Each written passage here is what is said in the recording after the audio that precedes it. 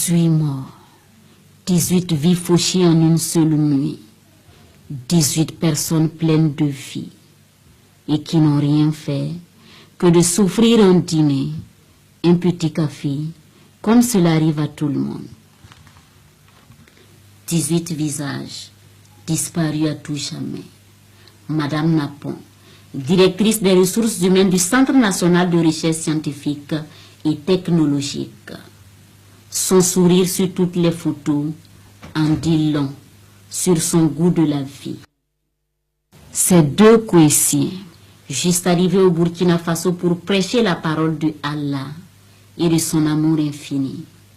En dînant ce dimanche soir au café Aziz Istanbul, ils étaient loin de s'imaginer que c'était leur tout dernier dîner. Les terroristes en avaient décidé ainsi. Avec eux, Abdoulaye Diallo, étudiant burkinabé à l'université islamique de Médine. Venu en vacances dans sa terre natale, il y restera pour toujours. Amadou Tano manquera beaucoup à sa famille, mais aussi à tous les fidèles musulmans de la grande mosquée de Dioula Soba. Il n'y dirigera plus jamais la prière. Le lieutenant Marc Stéphane tiendrait Béogo.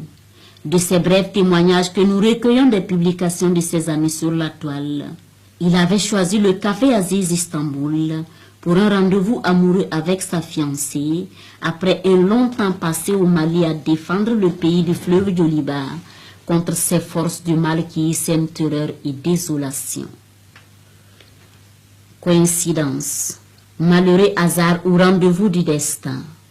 Inoussa Keketa avait fini de dîner dans ce restaurant, puis avait accompagné sa mère à l'aéroport pour son pèlerinage à la Mecque. Tragique destin.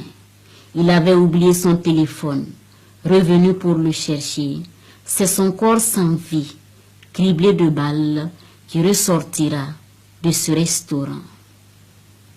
Les deux enfants de Ahmad Beli ne verront plus jamais leur père.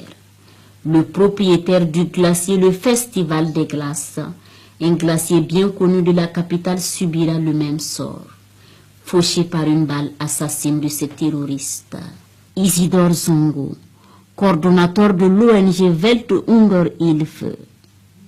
Ces balles assassines de ces deux terroristes ont mis fin à son combat contre la faim dans le monde. 18 personnes, 18 destins brisés. Leur seul tort, être là, au mauvais endroit et au mauvais moment.